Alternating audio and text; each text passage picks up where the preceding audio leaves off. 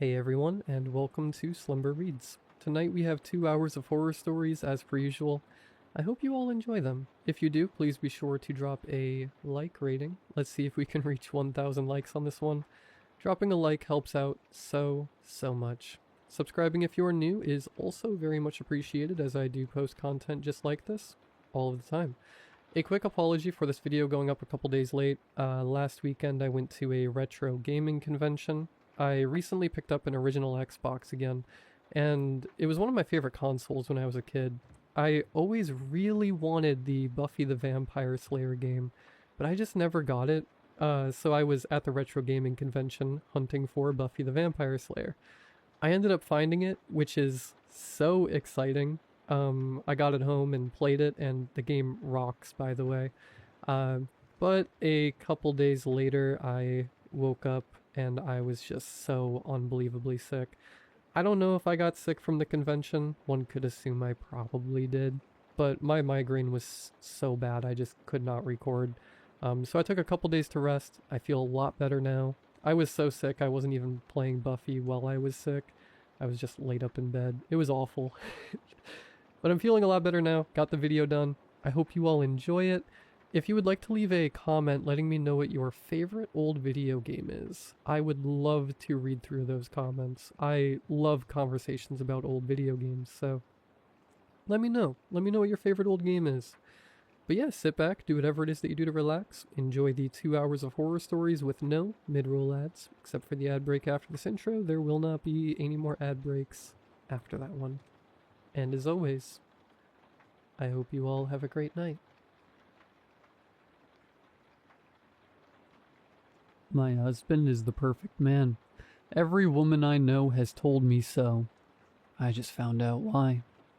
We met 3 years ago. He was everything. Attentive, funny, remembered the name of my childhood dog on the second date. My friends were almost annoyed at how good he was. Nobody's that perfect. My best friend Kara said. I laughed. I should have listened. The wedding was beautiful. The house came next. A Victorian fixer-upper in a small town 2 hours from the city. His idea. We need space, he said. Away from all the noise. I agreed. I was in love. I would have agreed to anything. The first year was good. He cooked, he cleaned, he left notes on my pillow. He planned surprise trips. He never raised his voice. He never forgot an anniversary or a birthday or a random Tuesday he declared us day. My mother adored him. My coworkers envied him. Kara stopped warning me and started saying she wished she could find someone like him. I noticed the first thing about 6 months ago. It was small. So small I almost didn't register it. He was chopping vegetables and I saw him switch the knife from his right hand to his left. I said something like, I didn't know you were ambidextrous. He smiled and said, I'm full of surprises. I let it go. But I'd known him for 2.5 years at that point. I'd watched him write, eat, drive, throw a football, open jars, brush his teeth. He was right-handed. He had always been right-handed. Now he was left-handed. Like a switch had flipped. I started watching. His handwriting changed. Not dramatically. The slant was slightly different. The pressure was lighter. If you weren't looking for it, you'd never notice. I was looking. He started sleeping on the other side of the bed. He started taking his coffee black instead of with cream. He started humming songs I'd never heard him hum before. Old songs. Songs from before he was born. Small things. Tiny things. A dozen tiny things that each meant nothing on their own. I asked him about the coffee one morning. Since when do you drink it black? He looked at me with this expression I'd never seen before. Not anger, not confusion. Something else. Something circulating. Like I'd asked a question he'd been expecting, and he was deciding which answer to use. Trying something new, he said. New year, new me. It was June. I started keeping notes in a private document on my phone.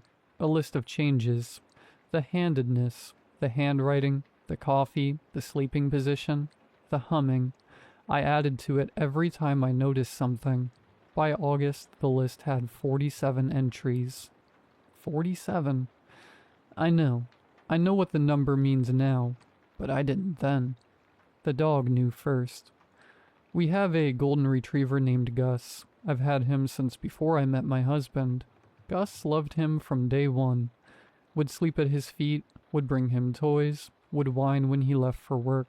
Around the time I started my list, Gus had stopped doing any of that. He wouldn't enter the same room as my husband. He'd freeze in doorways. He'd growl in his throat, a sound I'd never heard him make. At night, he'd press himself against my side of the bed and stare at the bedroom door. All night, every night. My husband said Gus was getting old. Dogs get weird in their senior years, he said. Gus is 4. Last month, I woke up at 3 a.m. and my husband wasn't in bed. I found him in the basement. He was standing in the dark, facing the wall, completely still. Not moving, not speaking, just standing there like someone had paused him. I said his name.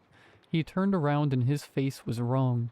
For just a second, less than a second, his features were slightly off. The eyes a little too far apart, the mouth a little too wide, like someone wearing a mask that had slipped. Then it was gone and he was my husband again, smiling. Couldn't sleep? He said. Came down here to think. He kissed my forehead and went back to bed. I stood in the basement for 10 minutes after he left, trying to convince myself I'd imagined it, trying to unsee what I'd seen. I couldn't. That night, I added entry 48 to my list. Face slipped. The next morning, I called Kara. I hadn't talked to her in months. He'd slowly separated me from everyone. Not dramatically, not with rules or demands, just with suggestions. Kara's kind of negative, don't you think? Your mom stresses you out. Maybe we skip this visit. Your coworkers don't respect you. You should look for something remote. One thread at a time until I was alone in a Victorian house 2 hours from anyone I knew. Kara didn't answer. I tried my mom. No answer. I tried 3 other friends. Nothing. I checked my texts, my calls, my emails. I'd been reaching out. I had the sent messages to prove it. But nobody had responded in weeks. I checked my husband's phone while he was in the shower. I found a blocked numbers list. Kara, my mom, my dad, my brother, every friend I'd ever had, every coworker I'd ever mentioned. Blocked. Not on my phone, on his. He'd been intercepting. He'd been responding to them as me, telling them I needed space, telling them I was going through something, telling them not to contact me. There were hundreds of messages, months of them. He'd been both of us, the perfect husband and the wife who was pushing everyone away, building a cage out of my own voice. I didn't confront him. I pretended everything was normal. I smiled at dinner. I kissed him goodnight. I waited until he was asleep and then I went to the basement. I don't know what made me look behind the water heater. Some instinct, some part of my brain that had been putting pieces together while the rest of me was playing wife. There was a door. Not a real door. A hole in the wall covered by a piece of drywall that had been cut to fit. Behind it was a space. A small room, maybe 6 feet by 4 feet. Concrete floor, no windows. A single light bulb hanging from a wire. And on the floor was a phone. My phone. My old phone. The one I'd lost at the airport 6 months ago. He'd helped me look for it. He'd been so concerned. He'd bought me a replacement the next day. The phone was still on. It was plugged into a charger that ran through the wall. The screen showed a messaging app, open to a conversation with someone named Collector. The last message was from 3 hours ago. Specimen 47 is fully integrated. Subject has not detected the transition. Recommend proceeding to harvest phase. Estimated yield, 94% compatibility. Previous specimens, 46. Success rate, 100%. Above that were photos, dozens of photos, all of women, all taken without their knowledge, sleeping, showering, reading, crying, living their lives while something documented them. One of the photos was of me, from last night, asleep in my bed, taken from the doorway of my bedroom. I scrolled up. The conversation went back years. There were 46 previous specimens. Each one had a name. Each one had photos. Each one had a final message. Harvest complete. Specimen number processed. Replacement deployed. I looked up the names. My hands were shaking so hard I could barely type. Every single one was a missing woman. Different states, different years, all unsolved. All last seen with a boyfriend or husband who was described by everyone as the perfect man. I heard footsteps above me. He was awake. I'm in the bathroom now. The door is locked. He's knocking, softly, patiently, the way he does everything. Babe, come out. Let's talk about this. His voice is exactly right.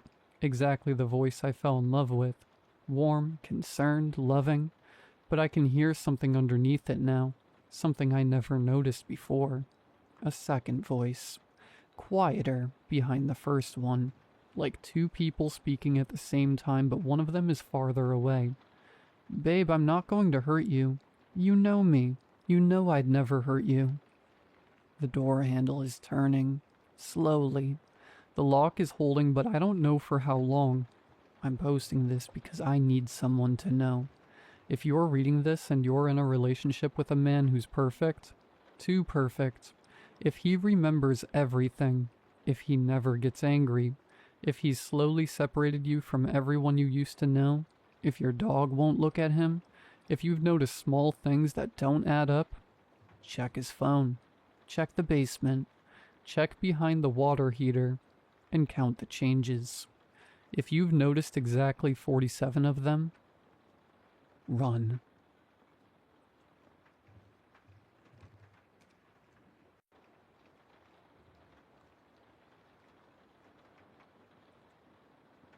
Muffled voices bleed up through the floor.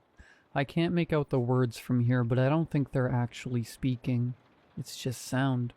I can imagine my family sitting in a circle, blank-faced, the sounds of laughter and nonsensical speech flowing from their mouths. Their jaws wrenched open wide. My family isn't real anymore. I don't know when it happened. Maybe today, maybe a year ago, but they aren't in there anymore. The bathroom is dark except for a candle on the counter. My skin barely registers the lukewarm bath water I'm soaking in. I still feel dirty, like my not family is sticking to me. I rise from the tub, careful to not make a sound. Towel off and press my ear against the floor.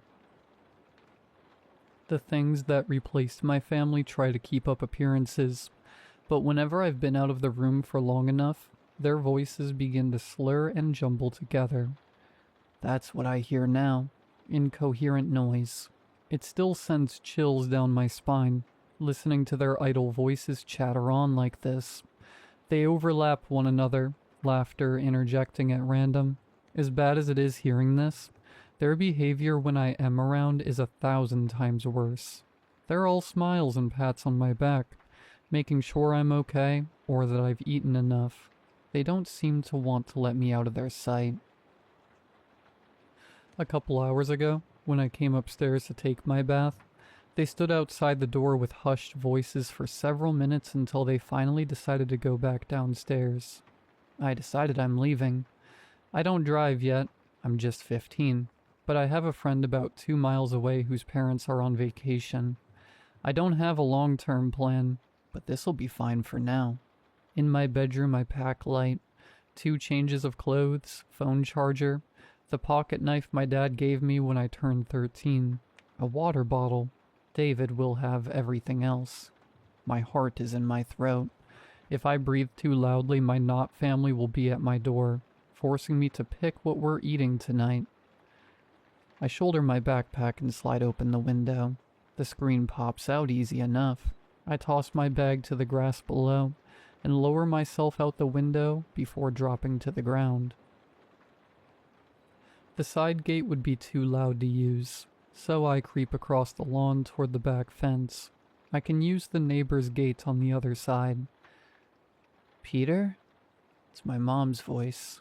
I turn just enough to see she's running towards me from the back door, arms as wide as her smile. Just have dinner with me, please. One last time. I'm sprinting as fast as I can, backpack bouncing awkwardly as I go. I jump and pull at the top of the fence, but her grippy hands wrap around my waist and pull. Mexican beef tacos with chili powder and cumin and cilantro for topping. I land a kick in her chest and she falls away with a gasp of pain. Peter! She's crying. How could you do that to your mother, Peter? I almost feel bad. It's her real voice. This thing is using. I pull myself up the rest of the way and take a look back. She's flat on her back, dirt on her blouse, but she's smiling. That thing isn't my mother. Dad and Lily are smiling at me from the back porch, too. I swing over the fence, hurry across the neighbor's yard, and stride out into the street. After a few minutes, I slow to a walk. It doesn't seem like they followed. The whole way to David's, I'm glancing over my shoulder, but they aren't back there. The steady mid-afternoon traffic eases my fear, like there's still something sane in the world.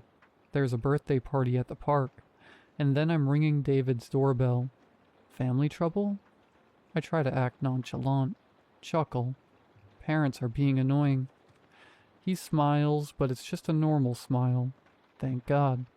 You have no idea, he says. We're on the couch scrolling when he turns to me. Dude, you seen this? It's everywhere. It's one of those stupid viral rituals. I've seen them in my feed a lot recently. The girl on screen is in a dark bathroom lit only by a candle. She stares at her face in the mirror. She takes out a Sharpie and draws a weird symbol on the glass. I feel like I've seen it before. I invoke thee, dandelion. Let my hands and legs do your bidding. Let my breath and life be yours forever. She screws up her face, her lips twitching. Then the phone drops to the floor, still pointing at her. She looks scared, eyes darting in every direction. Yeah, so after this she clicked post. I ask. Obviously it's not real, but it has 1 million likes. You know the ad revenue on that? Don't. Just don't. He laughs. Bro, you're such a lightweight. I did it like a week ago. It's fake. I smirk, brushing it off. Yeah, I know. The rest of the day is quiet. After boxed mac and cheese, hot dogs, and a stupid comedy, David heads to bed. I'm on the couch, the moon crawling in through the windows, casting eerie shadows outlined in silver.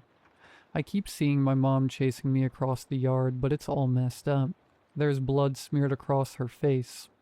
I'm not sleeping tonight, so I scroll. My For You page is full of this ritual crap. I try to scroll past it all, but it's video after video, symbol after symbol. One comment stands out. Don't do this. My family is hunting me down now. I close the app and get up to go to the bathroom. I splash my face with water. I almost don't recognize myself in the mirror. Then I see the symbol scrawled in Sharpie before me. I'd forgotten I'd done it. David whispers from his bedroom door down the hall. I startle and lock eyes with him.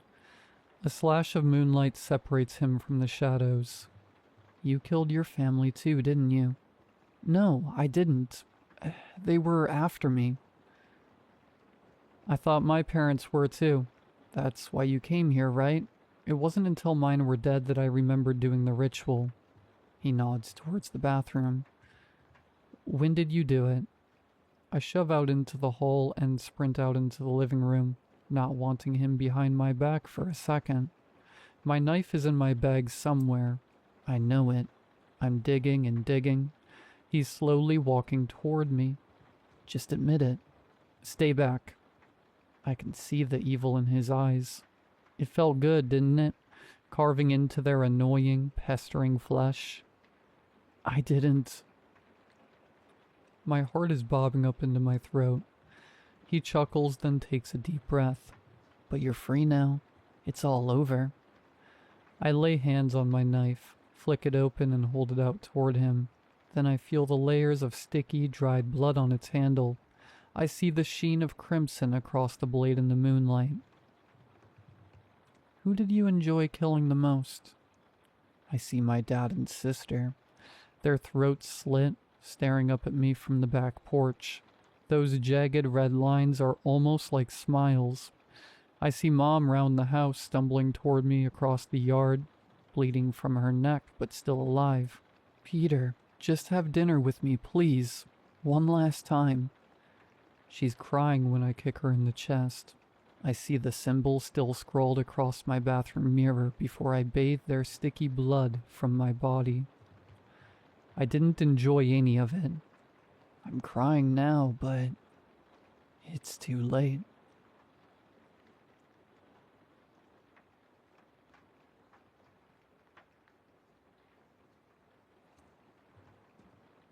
Today was my last day of 8th grade. We do this thing called a clap out for the 8th graders to celebrate our last day. The 6th and 7th graders lined up in the halls and clap and throw confetti and spray silly string at us as we leave. It was pretty cool. Middle school wasn't easy, but on my very last time leaving, I felt like I was part of the group. In the parking lot, people high-fived me and asked me to sign their yearbooks. I had a really good day. The parking lot eventually emptied out. Other people had pool parties and barbecues to go to. When I finally got up to leave, I looked back one last time. Maybe high school would be better. I was halfway home when I realized I forgot my stupid retainer in my gym locker. I remember the time I accidentally threw it out. My mom made me dig through the trash to get it. I said it was gross. She said it was expensive. I headed back to school. There was only one car in the parking lot by the time I got back. It started to rain. So much for those pool parties and barbecues. The doors were still unlocked, but the halls were completely deserted. Mounds of confetti, silly string, and papers littered the floor. The lights were half off, flickering a little. An hour ago the place felt like a party. Now it made me feel weird. I thought there'd be a few teachers around, at least the janitor cleaning up. I got that feeling where the back of your neck tingles. I really wanted to go. I'm not sure why. As I turned the corner, I heard a faint noise. I realized it was singing. My walk turned into a jog. With each turn, the singing got louder and louder. I came to a stop right outside the locker room. It was coming from inside. The hair on my arm stood up. Then I felt kinda stupid. It's just music. I remembered how kids made fun of the janitor for listening to old people music on a little portable radio. I calmed down a little. He was probably sweeping in there. I looked at the massive mess all around me and felt bad. I pushed open the door. The room was empty, but the tinny music got louder with every step. I peeked around the corner. The wheelie garbage can and push broom were abandoned right in front of my locker. Where was the janitor? I don't know why, but I was hoping I could get in and out without seeing him. I crouched and grabbed the handle. My stomach dropped. The cold metal vibrated against my fingers. The music was coming from inside my locker. The skin on my neck prickled. I had to open it. In a messed up way, I had to know what was in there. Plus, if I went home without my retainer, my mom would kill me. I lifted the handle. The radio was in there. So was the janitor. His legs were crushed and folded up behind him the wrong way. The soles of his sneakers were up by his ears. One of his arms was twisted back at the elbow. His neck was bent at a right angle. His eyes were open. I thought he was dead. Then he took a deep breath and smiled at me. "Hey, kid," he said. I panicked and grabbed his hand. I thought someone had shoved him in there. I had to get him out. I put all my weight back on my heels and pulled, but he was stuck. He laughed at me. "You're going the wrong way." His rough hands dug into mine. "There's enough room for you."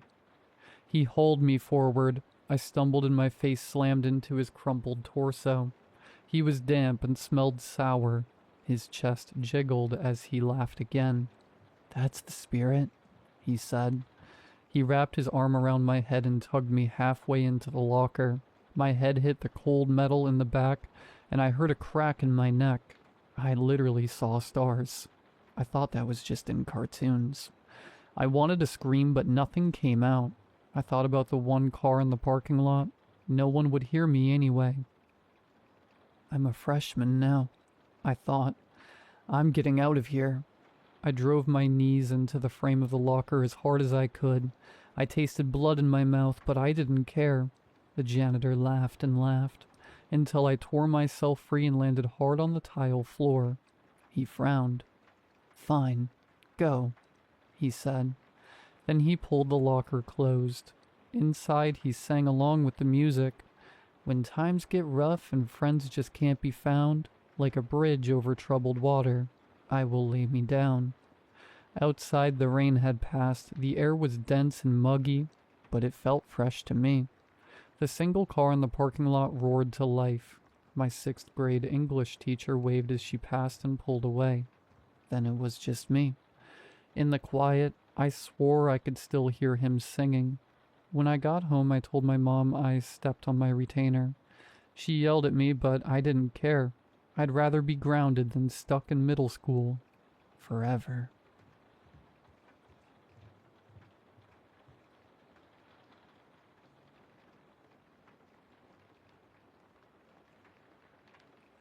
I'm writing this because all of the shrinks I've visited think I'm delusional. They believe something happened to me, but I dissociated the entire event and instead imagined this place. I didn't. Nothing I felt or experienced was imaginary. I don't know how I caught its eye, or if it will come back for me, and I live in fear of that simple thought every day. So here I am, writing this down to warn others, to tell them of the nightmare I experienced. Though honestly, I don't think this is really a warning, so much as it is a victim statement. On my 21st birthday, I disappeared for 3.5 years. I only know this because I've been told nearly 1,000 times. I've been poked and prodded with so many needles that I've made voodoo dolls jealous. No one understood what happened to me. Hell, I don't understand what happened, but I know it was real. It was around 3 in the afternoon. I was excited to finally be able to drink at the bar with my friends. They had always teased me because I was the youngest, and the de facto designated driver because of it. But tonight it was my turn to get so drunk I wouldn't remember where I put my feet. It never came. I was going to stop by my best friend's place before we headed out. He lived just a few blocks away, so I figured I'd walk over. And when the time came, he'd be the designated driver for the evening. As I rounded the corner to his street, things changed. The world around me seemed like it was made of liquid. The air felt oppressively thick, and I had trouble finding my breath. I choked and gasped, clawing for air as everything around me seemed to shimmer and undulate. It was suddenly like I was swimming. Air seemed to vacate the space I was in quickly, and I felt the world darkening around me. Nausea gripped my gut to the point that I had fallen to my knees, gripping my stomach as the world spun. Then, everything blacked out. When I came to, I was somewhere else. It was a room. Everything looked like it was made from polished steel. There was no door, no windows, and nothing to indicate what time it was. There was just a single metal bench on the far end of the room, long enough to fit 3 people. As I explored and tried to get a sense of my surroundings, another overwhelming wave of nausea gripped me. The world spun as I clung desperately to consciousness, only to see one of the walls open and a pair of human-looking figures step into the room. I didn't see them fully, though. The world faded with my consciousness. The next time I woke, I was in a lying position. My head was throbbing, and there was some intense light burning into my eyes. I couldn't reach for my forehead, though. My hands had been secured to whatever I was on. I panicked. Desperately, began to thrash and pull at my restraints, but I couldn't move. I wanted to cry out. but something was covering my mouth. "Relax," a voice said from somewhere I couldn't see. "We understand there may be some confusion, but that is part of the experiment." I struggled against the bonds, cries for help muffled by whatever was over my face. "This will go far more smoothly if you just relax," the voice spoke again. "We cannot accurately determine the level of stress you are under if you are already under so much of it." It was cold, clinical. Finally, something entered my vision. I wanted to scream when I saw it. I wanted to deny it was real, but I couldn't. It had no face to speak of, just a mass of flesh with what looked like a long, thin line traveling from top to bottom. The top of its head was crowned with strange, fleshy tendrils that opened to small rolls at the end of each. I counted 5 on the thing's head as it seemed to regard me. This will, unfortunately, be quite painful. However, it is of utmost importance to us that in the end you answer honestly. Hampering our experiments will only lengthen the process. For this reason, we recommend you comply. There was a click, and whatever covered my mouth was removed. "What are you? What is this place? I didn't sign up for whatever your experiments are." "Most test subjects don't volunteer to be tested upon." The thing spoke, but it had no face. There were no moving lips. I think it was at this point that I realized it wasn't talking to me. It was thinking at me. "Let me go, just let me go, and we can forget this happened," I begged. "That would yield unsatisfactory results," it replied. "Now, I would recommend preparing yourself, but we are unsure how prepared you will be able to make yourself." The soft electrical hum of machinery filled my ears as I felt my arm beginning to move on its own. The machine extended it outward at first, so that it was parallel with my shoulder. It conducted a few more experiments, testing this range of motion in my arm. Then the machine started to bend downward. Before I could call out, before I could tell this thing to stop, my arm snapped, broken in two like a branch, the bone spiking from my flesh. I screamed. Agony flooded my system. Adrenaline flooded my veins. My breath was suddenly ragged in my chest as I fought back tears, groaning in absolute anguish. "Please, explain what you are experiencing," the entity demanded. I could only scream. Pain flooded my system, and all I could think about was how much it hurt. "On a scale of 1 to 10, please rate your pain." It kept going, completely ignoring my screams. Eventually, shock started to settle in. The pain was still there, but I could think. "It's an 11. Is that what you wanted me to say? Will you let me go now? You broke my arm. You have your data." The creature tilted its head as it looked at me. "We have only just begun our experimentation. You are already unable to continue." Yes, for the love of God, I cannot keep going," I begged. "Please, please, please, just let me go." There was another click, and soon my other arm snapped, sending agonizing jolts of electric pain through my body again. Again I screamed. Again I was racked with agony. "Please, please, for the love of God, let me go." The entity regarded me the same way. Cold, methodical, like a scientist taking notes on a lab rat. Because that's all I was. I was a lab rat, a toy, and this thing was gauging what it felt like when it broke me. My leg was next, and again the pain was excruciating. I passed out at this point. The world went white around me as my body tried to cope with the sheer amount of trauma it was being put through. Evidently, though, these things had something for that too. I snapped back awake as it broke my other leg, the creature watching with some sort of bizarre fascination. At least, I think it was. There was no real way for me to determine what this thing was doing. At this point, your body has suffered severe trauma. The levels of pain you are experiencing will have flooded your body with extreme levels of adrenaline.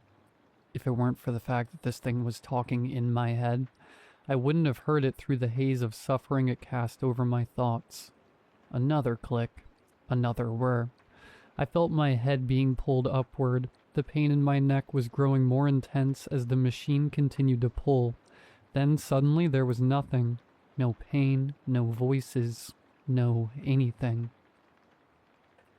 The world around me faded and there was black. That was the first time I died. I woke on the ground an indeterminate amount of time later. No broken bones, no bruises, no cuts, nothing. It was as if the brutal agony I had just gone through never existed. The problem with that mindset, with those thoughts, was that it did happen. I remembered every second of it vividly. Getting over the shock of things, I decided to get my bearings. I was in another room. From what I could tell, there was a bench, much like the one I had seen when I first arrived in this place, and everything was that same polished metal. There were no signs of anything else, just the bench, what looked like a sink, and that was essentially it. So I moved to the bench, sat down, and waited.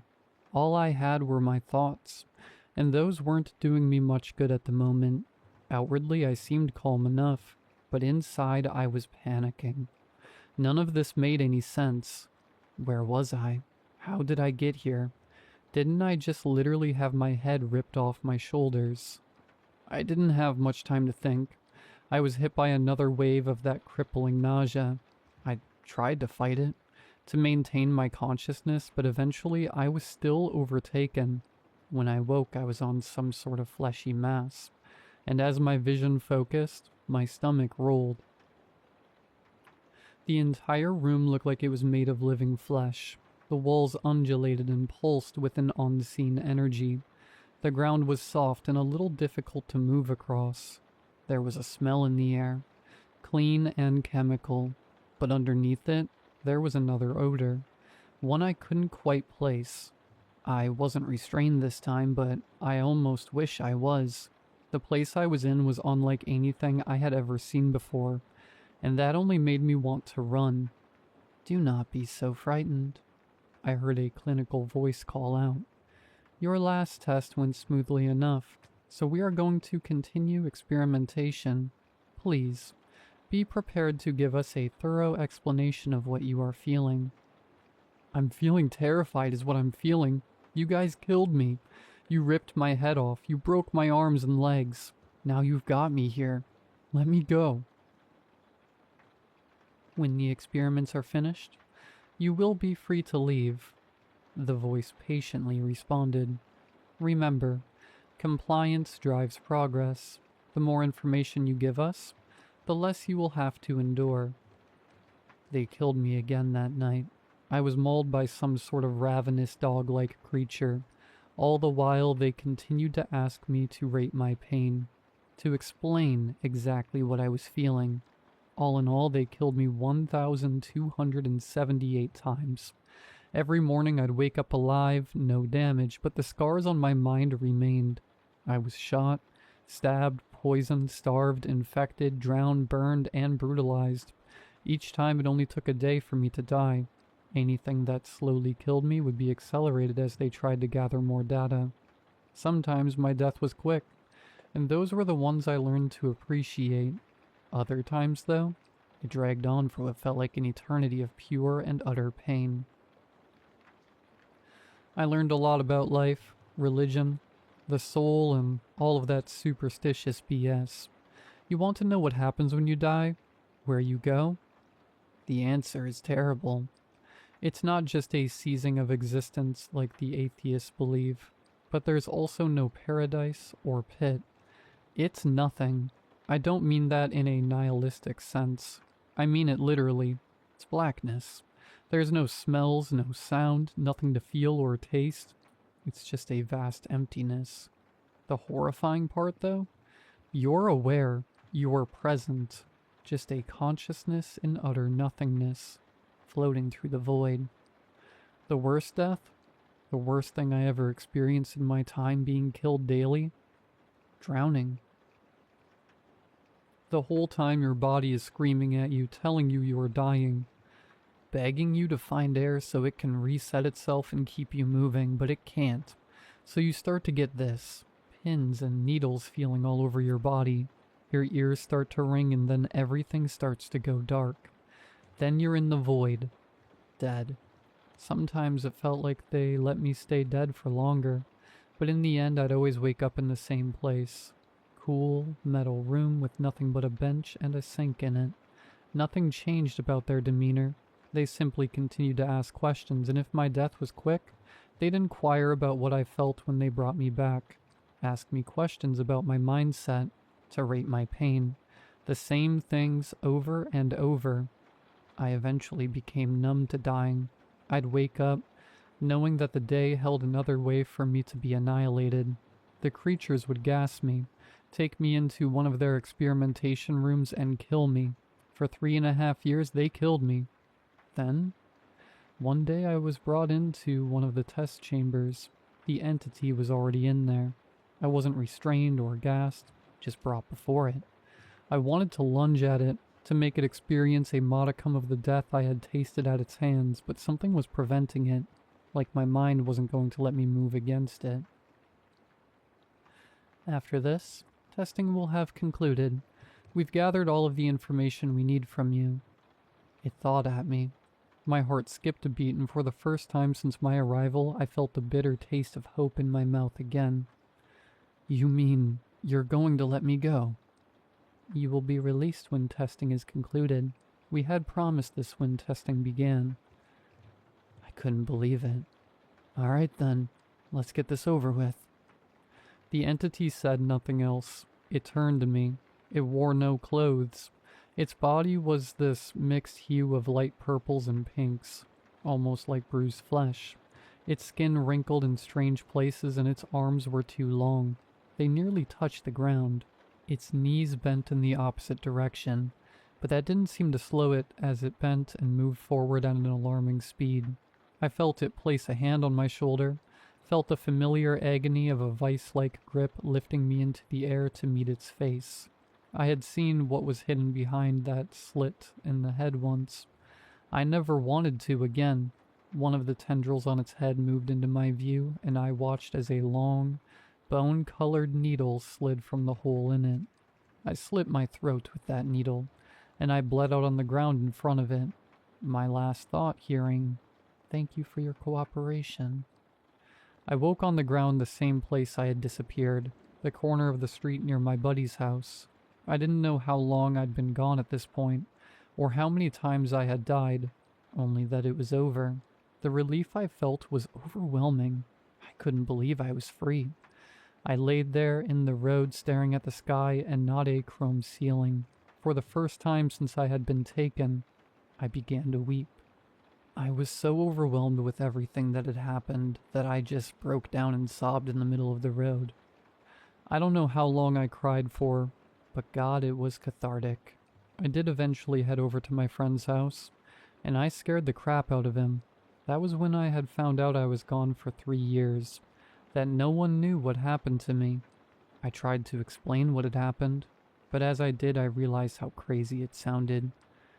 Yeah, man, I was coming to your place so we could go get smashed, and I was abducted by some alien thing that killed me every day for the 3.5 years I was gone. Doesn't exactly come off as something a sane person would tell anyone. The police were contacted. My parents were contacted. The news showed up. I was a local celebrity for a while. No one believed me about the alien, though. If that's even what it was. Maybe it was a demon. Maybe it was something else entirely. All I know is that it was able to kill me and bring me back completely unharmed. Eventually, it was suggested I talk to a psychiatrist. Everyone believes something happened to me, that I was kidnapped and taken somewhere, maybe feed copious amounts of psychoactive drugs, so that I'd think it was all aliens and dying. But when I explained what happened to the shrink, when I went into graphic detail about dying in so many different ways, I could see the concern on the doc's face. They tried all sorts of therapies, tried to get me to open up about what happened, but every time the story was the same. I was abducted, and some weird alien thing killed me, over and over again. They couldn't get the breakthrough they were hoping for. So I was tested, medically. Doctors wanted to know if I had been dosed with psychotropic medicines, or some such BS. No one could accept my story. I still don't think anyone believes me, and I don't blame them. I mean, if I had been told by someone they had been killed over 1,000 times in over 1,000 different ways, I don't think I'd believe them either. I don't know what it was that they were trying to determine, or why it involved killing one person, but I know that it was a nightmare. I'm terrified of heat mirages at this point. I don't know if these things are done with me, or if they're just luring me into a false sense of security. It doesn't matter though. If they came again, I couldn't stop them. And if they come for you, you won't be able to stop them either.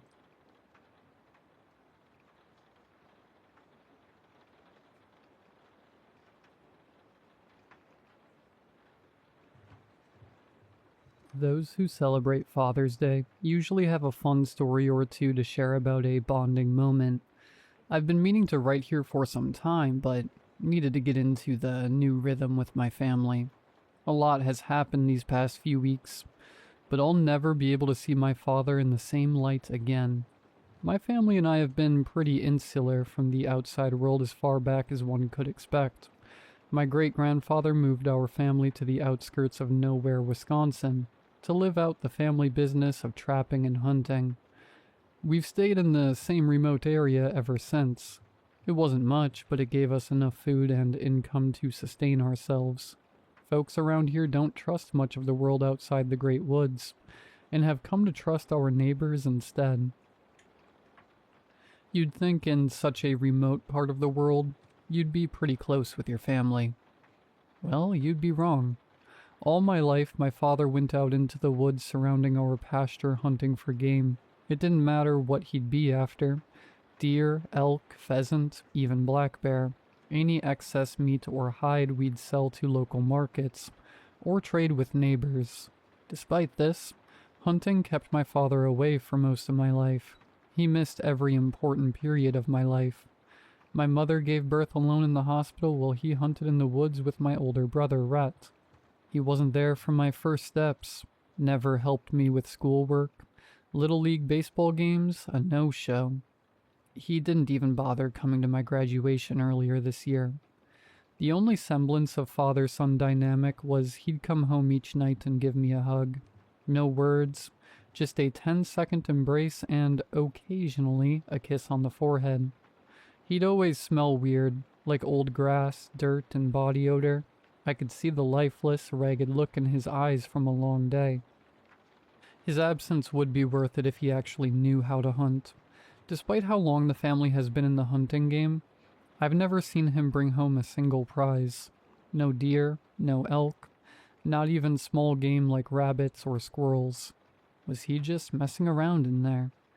I knew he was in those woods because I would hear his rifle constantly.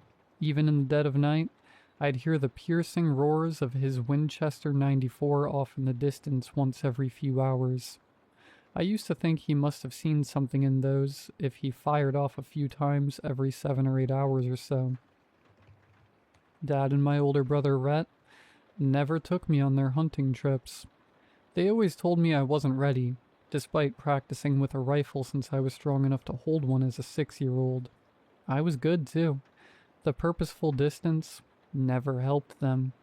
Thankfully, Rhett was a much better hunter than Dad. Most days, Dad and Rhett would venture into the woods together like clockwork, but it would never be Dad to make the kill. Rhett always brought in the big game, and supported us financially. In the evenings, I'd help Rhett out with skinning, processing, and packaging the meat. Rhett and his wife, Jess, recently moved back into our home. Rhett was 30, and was preparing to be a dad of his own. Jess was in her 3rd trimester, and while Rhett was working his butt off to be a provider, our dad was always out in those woods, wasting the days away from his family. Rhett and Dad often took shifts so that one might have an opportunity to rest. It was difficult to not be resentful, even with his occasional evening hugs. Those don't make up for lost time. I recall one night when I was 16, talking to Rhett about Dad's disappearance. We didn't talk too much about our feelings. But what's an older sibling meant for if nothing else? Rhett, I mumbled. Why does Dad not want to be around me? I recall Rhett pausing his hands, looking down pensively at the young elk hide he'd been cleaning since noon. He does want to be around. Dad does love us. He really does. He just... Rhett exhaled sharply. It's not my place to say. Not yet. Just know he is doing everything he can for us. For you. He and I both do. You'll understand when you're older. Rhett hugged me close once he saw how watery my eyes were from frustration. I didn't know at the time, but Rhett was right. Even if he seemed non-existent, he was out there doing the best he could. I know they say it's the thought that counts, but it would have been nice to be near him growing up. Everything changed about a month ago when I turned 18. I had just graduated high school and was still considering what to do with my life. I initially wanted to join the family business and hunt alongside my brother. But if I couldn't join in, maybe go off to community college, make a name for myself, make Dad proud that I became something other than some voyager wannabe in the Midwest. Last month, in the early morning while Rhett was out in the woods hunting, Dad came into my room. Time to get up, Will. Get dressed. There's something I need to show you. I got up groggily, waking up with another head full of messy brown hair. What do you want? I'm not in the mood today. My dad sat at the foot of my bed. I know it's been hard. It's difficult for me to explain, but there's a reason I'm always off in those woods. I think you're old enough now to understand better. Just know that whatever you're about to see, I've done it for you. Rhett's been pushing me to take you out into those woods earlier, but he knows my reasons for waiting. Happy birthday, son. It's time I took you hunting and taught you our family business.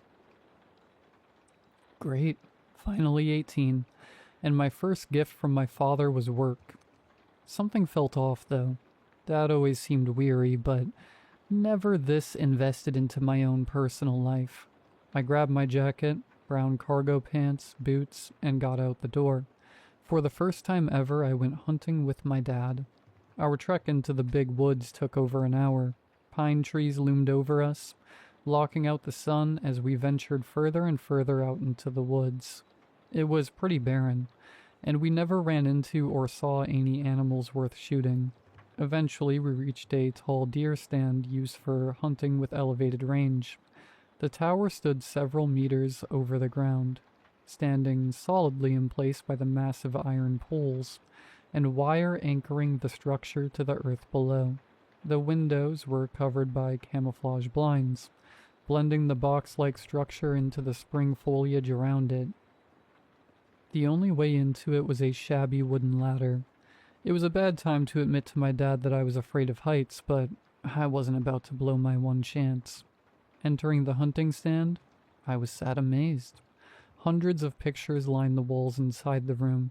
Some recent, some old. Family pictures. Looking closer, I realized they were pictures of important moments of my life. Pictures of me as an infant, me wearing an oversized Little League uniform before my first game. Pictures of me in bed sleeping as a toddler, my first bath. Church events, all with me front and center. Mom and Rhett were in them too, but it was clear that I was the focus of this collage. Dad? What is all this? He looked at me, smiling softly. Will, I know I haven't been around too much. Not spending time with you, not seeing you crawl as a baby, not being there for your first steps. Seeing you grow, it was heartbreaking. All I want to do is protect you, but... He paused, voice cracking. There can only be 2 hunters at a time for this thing, and I didn't want to subject you to what I've had to do these past 18 years. I'm getting older and I want to spend time with you. The real you. And I can't keep doing this forever. It's time you take over. Dad, what are you... I was interrupted by a hollow cracking noise coming from the woods. It sounded far, like a dead tree falling down. Only there was no loud crash, just more cracking. Hold that thought, son. Let's get this done quickly. I've fixed the rifle at its head. I need you to see what I've been hunting all these years. I shimmied over towards the rifle. It was postured with a metal rest, fixed towards a dark region out into the woods. Looking through the scope, my heart dropped. Far off into the woods was a gangly figure, splayed out across the forest floor. A body without a head. Its old-timey clothes made it stand out like a sore thumb in these woods. Whoever this was, they wore corduroy pants, an ivory-collared shirt buttoned all the way up, and a dark gray, withered suit jacket one might see in a production of Oliver Twist. I jolted backwards, twisting my head so fast it almost gave me whiplash. Jesus, Dad, what is that? It's not what it looks like, son. Look closer, son. What do you see? In horror of the fact my dad could be a murderer, I turned back around through the scope. He was right. Looking closer at his arms, it seemed human-shaped, but I've never seen forearms extend that far past a man's knees. Its middle finger was noticeably longer than the others. All 7 of them. Its knees were off too. Not inverted like a dog or a bird. Its knees were splayed perpendicular to its torso. Strangely enough, its corduroy pants seemed to be tailored specifically for whoever or whatever this was. The cracking noises persisted. It took me a minute, but it was apparent that the shifting sounds were emanating from the mysterious corpse. What exactly am I looking at? Son, the rifle should be aimed directly at its head. No matter what you see, I need you to pull the trigger. Waiting too long will only put us in danger. What? Dad, please, what's going on? I don't... The body shook viciously, its headless frame spasming on the forest floor, crunching with each jerky motion. Now, Will, the second you see its eyes, pull the trigger. I grabbed the rifle, trusting the man I once barely knew in a situation I barely understood. Peering through the scope, I saw what he meant. The top of its skull was slowly reforming. It would be inaccurate to say it was regenerating, like a lizard growing its tail. Instead, the bloodied mud and earth beneath its wound seemed to slither towards the headless corpse's neck, forming first into an oblong shape, and morphing slowly into what resembled a skull, a human skull. Do you see its eyes, Will? I could feel my heart pounding, watching whatever this thing was slowly creep its way back to life. Its massive middle finger began twitching, whipping backwards towards his forearm like a scorpion's tail. Its chest began lifting up, breathing, its ribs almost piercing the white shirt it wore. At long last, the head had returned. Its long neck seemed to struggle, lifting its head up slowly. I've seen freaky monsters in comic books and movies, so I was expecting the worst, bracing for whatever this beast was. Its face shot right up while reclining. Dark blue eyes met mine. It spotted me instantly, as though it knew exactly where I was. There was something familiar about its gaze, though. Looking closer, I realized it had my face, down to every minute detail. What the... Now, Will, yelled my dad, sitting right beside me with his binoculars. Take the shot now.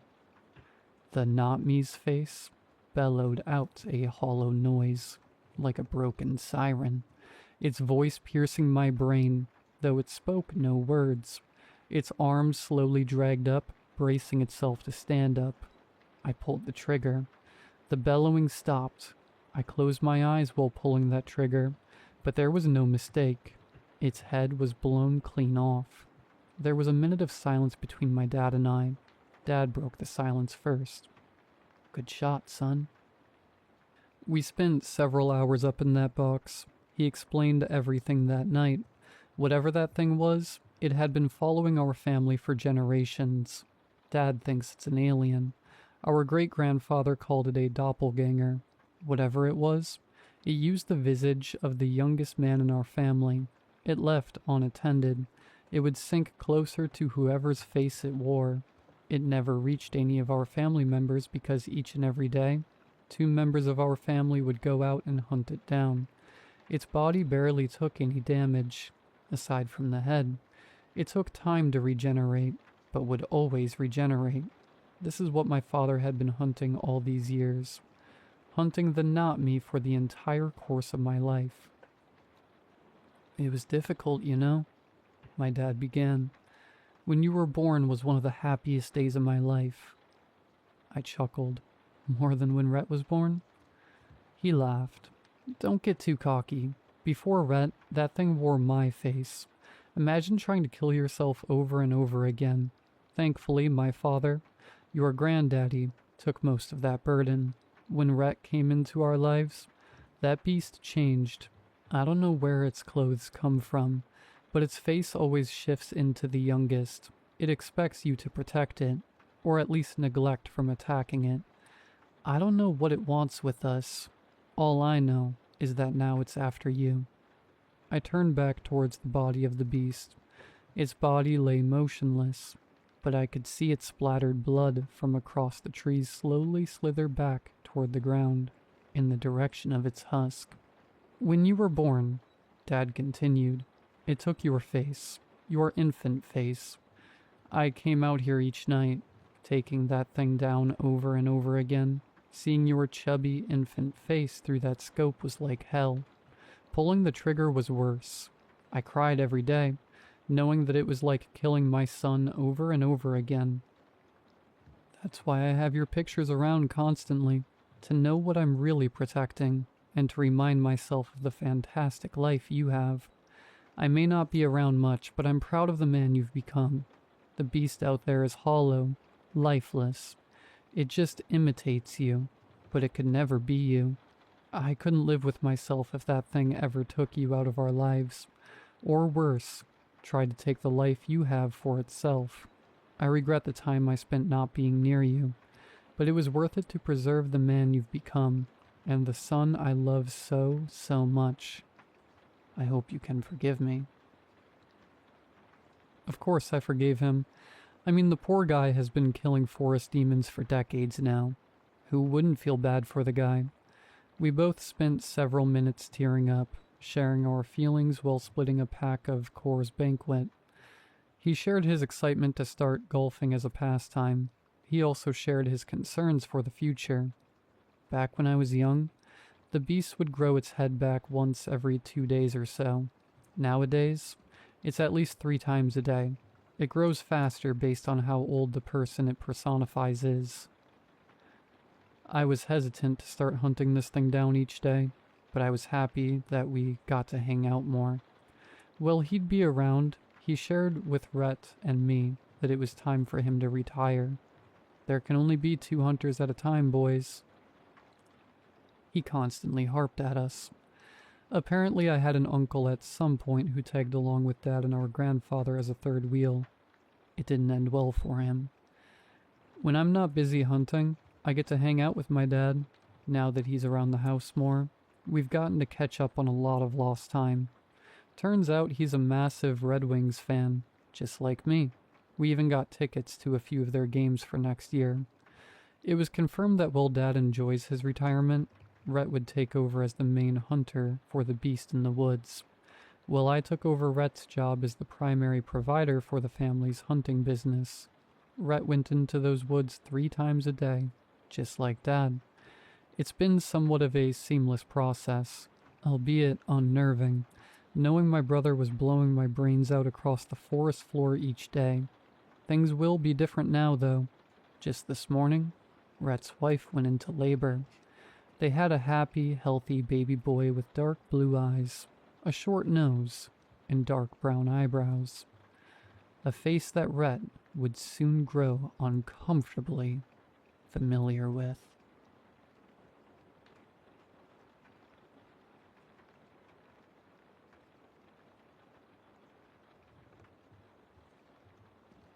The lake on my brother's property has no bottom. Me and my brother live on 25 acres out in the middle of nowhere. He inherited it when our dad passed. Our mom and stepdad had already died a few years back, so it's just the 2 of us. When I say out in the middle of nowhere, I really mean out in the middle of nowhere. A 30-mile drive to the nearest grocery store, 40 to the nearest big city, but we like it. It's nice and quiet. My brother Carl is an artist, not an artsy artist. He does design work for big companies out on the east and west coast. Does all his work on a computer. He can work from pretty much anywhere that's connected to the internet. Now, it costs quite a bit to get internet in the middle of nowhere, but it's possible, and he can more than afford it. Me? I'm Jake. I'm a shiftless, no-good, lazy layabout. At least that's what my stepdad always said. My bio dad, when he wasn't being an abusive drunk, would say pretty much the same thing. That's fine. I've made my peace with it. I keep busy by taking care of the place, doing the lawn care, the maintenance, painting, all the crap work that needs to be done. We have a pretty simple life. The strangest thing about this place is the lake. Well, it's actually just a glorified pond. It's about 80 feet across, and almost a perfect circle. Sinkhole, I'd guess. It's way out on the edge of the property past the gazebo. Officially, it's known on the maps as Lake 224, but everyone calls it Gasper's Lake, after some fella that lived here like 100 years ago. The water is unbelievably clear, way more clear than I would have ever expected, and deep. The thing is, I have no idea how deep it is. I heard rumors in town that it's bottomless when we first moved out here, but I paid it no mind. But you can't see the bottom at all. One summer, I had a fella from the state fish and game department come out and stock the lake with fish. I thought I'd do some fishing that fall, but it just didn't take. Don't know how or why, but come fall there wasn't a fish to be found. Didn't make any sense. If they'd died, I'd have seen them floating, right? Another thing is the light. Sometimes at night I could swear I see a glow come up out of the water. I got a nice little setup. I'd sit at the gazebo until late in the evening, grilling bratwurst and sipping cold beer from the cooler. But on the way back, that glow. A color that's just not right, you know? Not bright or anything. You can just barely notice it. But it's there. Anyway, my brother doesn't care about any of that stuff. He's got no sense of adventure, no curiosity. He's all about deadlines, meetings, and products. Sometimes he'll fly out from the local airport on a puddle jumper to go see a client, and leave me out here for a week or two. You'd never get me on one of those tiny single-engine planes. I kind of get the feeling he's embarrassed of me, but whatever. He flew out to North Carolina, or maybe it was Virginia, one week, and I had the place to myself, so I called up Earl. He's my drinking buddy. I called up Earl and said to him we're gonna find out how deep Gasper's Lake really is. He brought over his John boat, and I'd say about 300 feet of half-inch nylon rope. We were going to be real scientific about this. I tied a cylinder block to one end, and we marked off the rope in 10-foot sections. He backed his truck up to the water, and we got the boat in, and headed out to the center of the lake, and dropped the cinder block over. I figured it'd bottom out at 50 feet or so, but no. That rope just kept flying right on out. 50 feet, 100 feet, 150 feet, just kept going. Maybe we should tie it off, I asked. Yeah, that's probably a good idea, he replied. We got the free end of the rope tied off around the cleats and watched the rope keep spilling out. Every bit of the rope played out, and the boat resonated with a loud thunk. I pulled the rope a bit up out of the water, and could feel the weight of the cinder block on it. Earl? I paused. Earl, there's not any way this lake is 300 feet deep, I said. No way, he nodded. What the actual hell? We gotta get more rope, I said. My uncle's got a full industrial spool of half-inch nylon rope. 1,000 feet. There's no lake anywhere around here that's 1,000 feet deep, Earl replied. I grabbed the rope and started to pull it up. It was going to take a minute or two to pull it back up on the boat. Earl started winding it up as it came in. I got about 50 feet of it on board when it just stopped. Like just dead stop. I leaned back and pulled harder. Nothing. It felt like the cinder block had gotten caught under a ledge. I wrapped the rope around my forearm and gave it one good heave. Hung up on something? Earl asked. I guess so, I started to say when the rope tugged back. Hard. Threw both me and Earl off balance enough the boat flipped over. The water went over my head and I sputtered. Righted myself and broke the surface. Earl came up right beside me and got out a loud, "God dang it." We struggled to get the boat set right, but we got it. That's when I noticed the cleat had snapped right off. Rope and all had gone down into the lake. So, 3 days later, me and Earl were back again. We spent all afternoon setting it up. Got an electric motor to pull the rope back up and a pulley system at the end of a boom winch. It almost looked professional, bolted there in the back of his truck. Almost. Earl grinned and smacked our jerry-rigged setup on the side. I always knew those machine shop classes I took would come in handy. He backed up the truck and swung the winch over the water. It extended out about 10 feet. I tied off another cinder block, no shortage of those around here, and tossed it in. We watched the rope run and run, the spool spinning freely. We had it set up so it would spin in one direction but not the other, so we could winch it back up. The rope spooled out faster and faster. 200 feet, 300. It's still going, Earl said, incredulity in his voice. 400. No way, I said. Earl stopped grinning around 600. By 800, neither of us were talking anymore. The spool kept spinning all the way to the end. 4 minutes after I tossed the brick in, it ran out with another loud thunk. Hard enough the truck rocked backwards a bit. Jesus, Jake. What in the actual hell is going on here? That's 1,000 feet of rope. I have no earthly clue, buddy. There's no way it's 1,000 feet deep. I ain't got no more rope. Like, I guess I could order some, Earl said, but was interrupted by a loud groaning coming from the winch. Something was pulling on the rope. I could hear the strain of the fibers.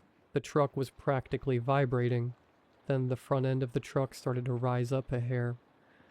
Jake, it's gonna take my truck, Earl yelled as he ran over and hopped in. He started the engine and began to pull away when all of a sudden all the tension let out of the line.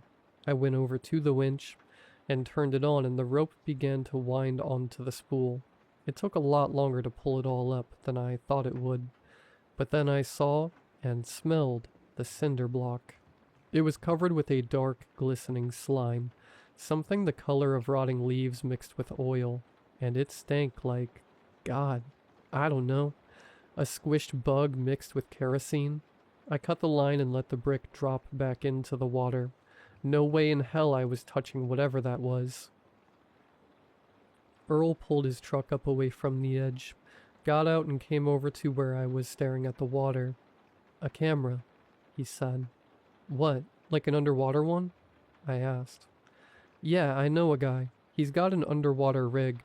A little robot submarine.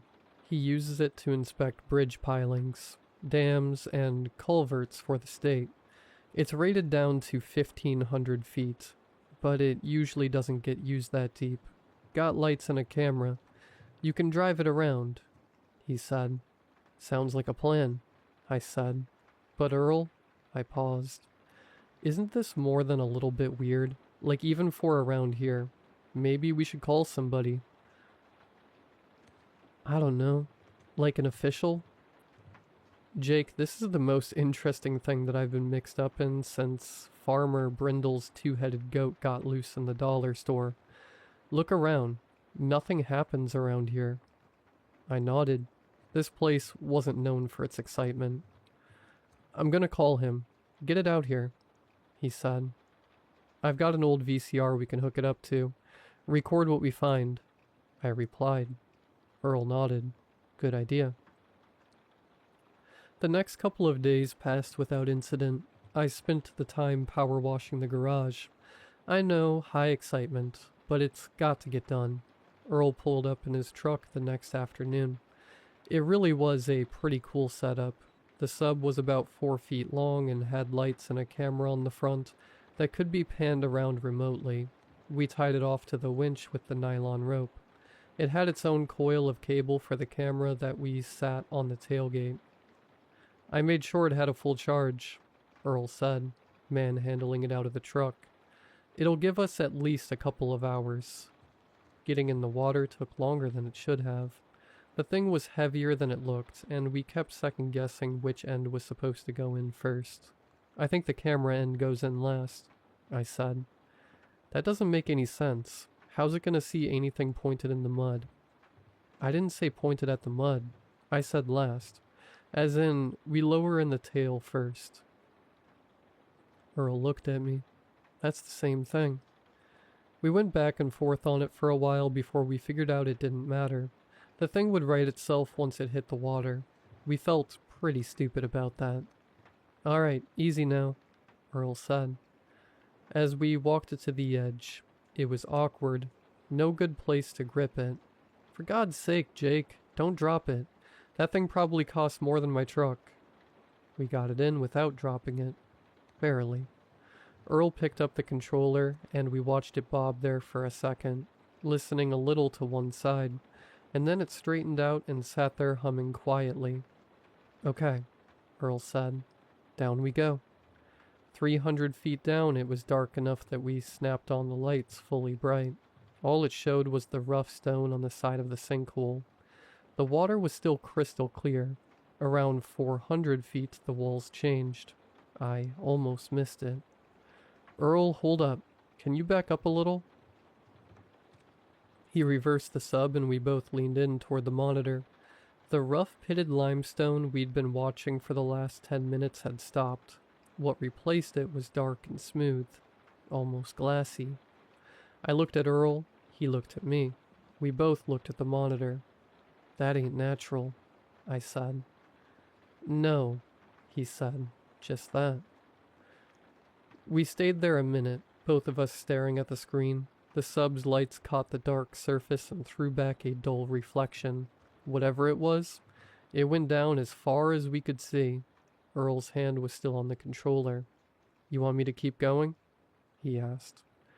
I should have said no. Yeah, I said. Keep going. At 800 feet, the walls just disappeared. The sub drifted out into the open water, and I realized I'd been holding my breath.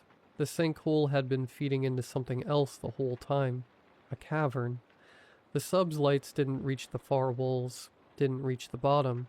Just open black water in every direction, and the hole we'd come through sitting in the ceiling like a drain in reverse. Earl? I said. Yeah, he said. Neither of us said anything for a minute. The sub just hung there in the dark, lights cutting maybe 30 feet in any direction and then nothing. God, Earl said quietly. I wish I'd brought some beer. I laughed. Couldn't help it. Then stopped. Keep going down? I asked. He already was. Can you point the lights down? I asked. Earl adjusted the controller and the sub nosed down slowly. The light swept across what I thought was the bottom of the cavern, and I squinted at the monitor. Something was down there. A tangle of shapes, thick and dark and piled on each other like cable left in a heap. What the hell am I looking at? Earl said, mostly to himself. The sub drifted lower. The shapes resolved a little. Thick as tree trunks. Some of them. Thicker. Coiled loosely over and around each other, tapering at the ends, widening in the middle. Some of them were moving, drifting, kind of like seaweed. Earl? I see it. One of the big ones began to uncoil. It peeled away from the mass, and as it moved, it revealed a surface beneath it, dark and rounded and covered in a texture I couldn't make sense of at first. It was dark and bumpy like an old avocado. I was still trying to figure out what I was looking at when it split open down the middle. It was an eye. Had to be 20 feet across. The iris was the color of old bronze, and the pupil was shaped like a triangle, and it was looking up at the sub. My stomach dropped straight out of me. Then the rest of them started moving. All of it. The whole mass coming apart into individual shapes. Eyes on every surface. Opening. Mouths, too. Rows of teeth catching the light, opening and closing on nothing. The cables, the arms, whatever they were, filled the cavern below us. The monitor went dark. "Earl, we have to get out of here," I screamed, but Earl seemed frozen. I grabbed Earl's arm. He was still staring at the monitor. "Earl, we have to go right now." The surface of the pond began to swell and boil, whirlpools and waves churning around. He blinked, came back. We ran for the truck. We dove in and Earl started it up, but we didn't make it 20 feet before the back end lifted. It had come up fast. Nothing that big should move that fast. The tires left the ground and Earl screamed something I couldn't make out over the sound of the frame starting to give. I had opened the door and jumped out without even thinking about it. The ground came up quick and I landed with a wet crack as my ankle snapped. From the ground I could see the truck maybe 30 feet up, wrapped in something that looked like a giant black and glistening worm, being pulled toward the water. Earl was still in there. I know because I could hear him screaming. Then the roof caved in to the sound of shattering glass and metal forced beyond its limit. And then I couldn't hear him anymore, as the truck sank beneath the water. The VCR had landed a few feet away. I don't even remember Earl throwing it. I told the paramedics I fell off a ladder. Anyway, now I don't know what to do. My brother's due back in 2 days and the sheriff keeps coming around asking about Earl. The state inspection fellow wants his submarine back, and I don't know what to tell him. All I got is this busted leg and a video we took, and I'm not sure who I need to show it to. I think I'm going to call the governor, maybe the press. Should I call the FBI? What should I do?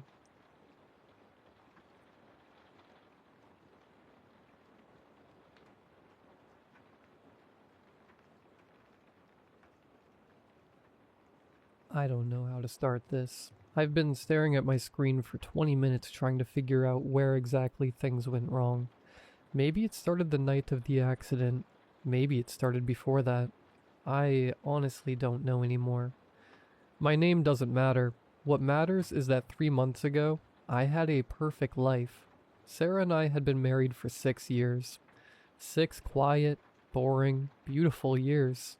We lived in a small house in Denton Street. She worked at a school. I worked from home doing accounting stuff. We had a cat named Biscuit. We watched movies on Friday nights. We argued about who left the kitchen light on. Normal. Everything was so normal. Then came October 14th. I was driving home from my cousin's place around 11 p.m. Rain was coming down heavy that night. I remember the wipers going like crazy and the road looking like a black mirror. I don't remember the exact moment it happened. 1 second I was driving. Next second, a flash of white light. A sound like the world cracking open. And then nothing. I woke up in the hospital. Sarah was sitting right beside me, holding my hand so tight her knuckles were white. She had clearly been crying for hours. Her mascara was all the way down her cheeks. "You're okay," she kept saying. "You're okay. You're okay." I had a cracked rib, a gash on my forehead, and a concussion.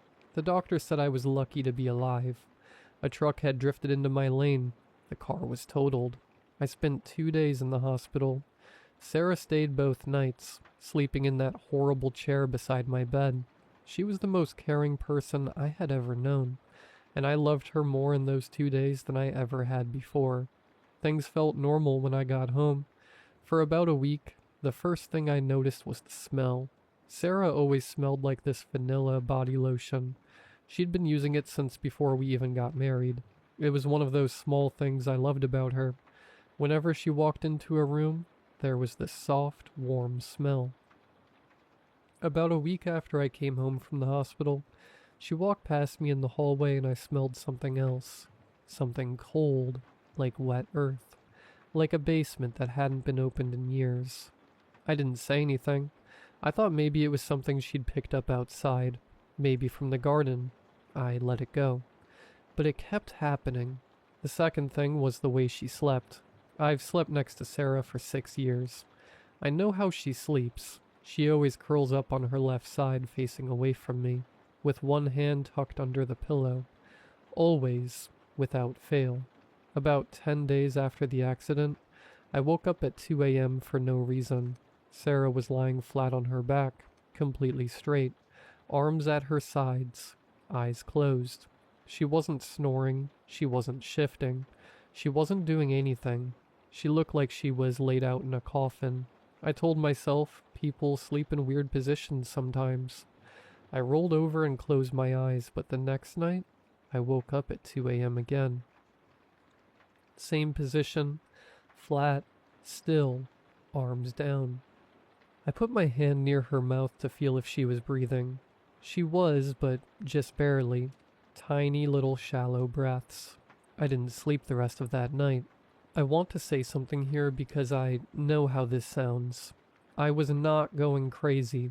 I had no history of mental illness. Yes, I had a concussion, but the doctors had cleared me completely. I was not imagining things. I know what I saw. The third thing was the photographs. Sarah loved photos. Our house is full of them. Framed pictures on every wall. Our wedding, our holidays, random Tuesday afternoons she found beautiful enough to capture. She's always been like that.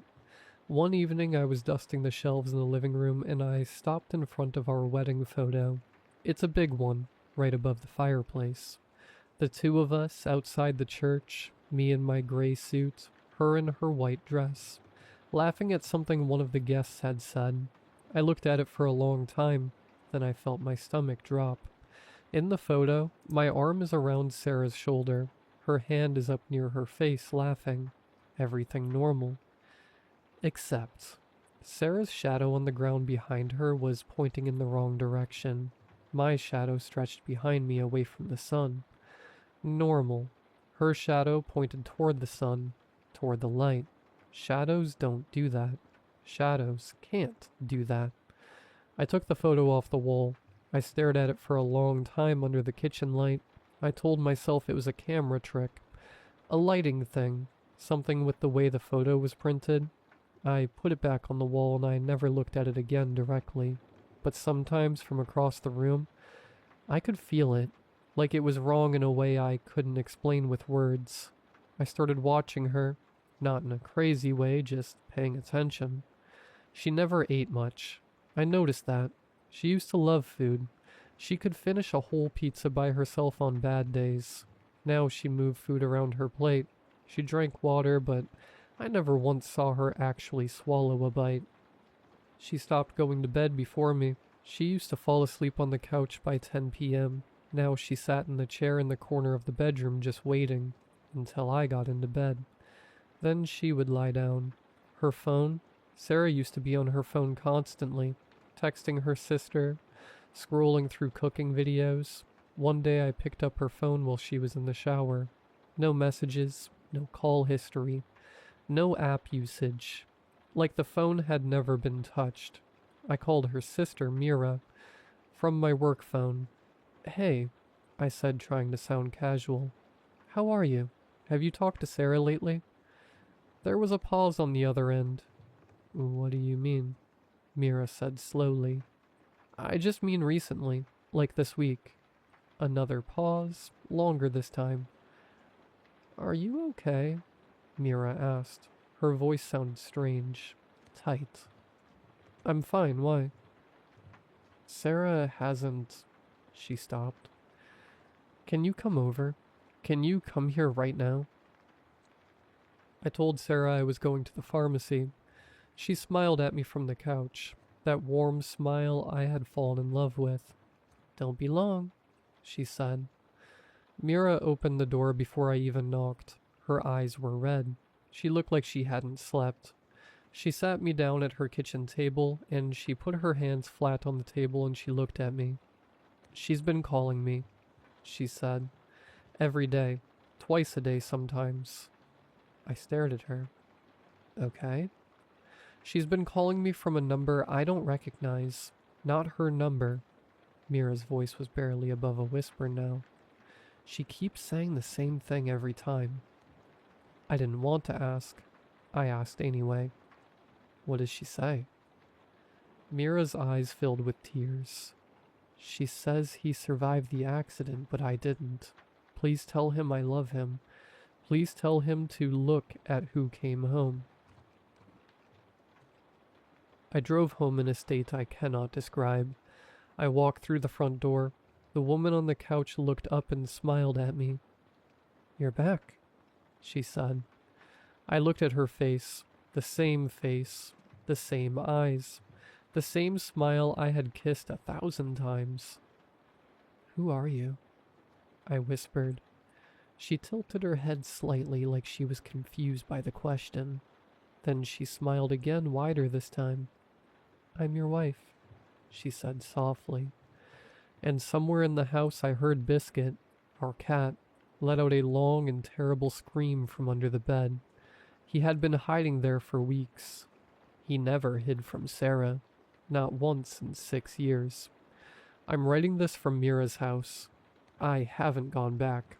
The thing in my house still calls me, from Sarah's number, every night at 2 a.m. I never answer. But last night it left a voicemail. I played it this morning with shaking hands. It was Sarah's voice. My real Sarah's voice, crying. She said only 4 words. Don't let it stay. I don't know what came home with me from that accident, but it's still in my house, sleeping in my bed, feeding my cat who screams every time it comes near, and I don't know how to make it leave. If anyone has experienced anything like this, please, I need help. I will try to update when I can. Please stay safe. Hug the people you love, and if something feels wrong, even something small, even something you can't explain, trust that feeling. Trust it.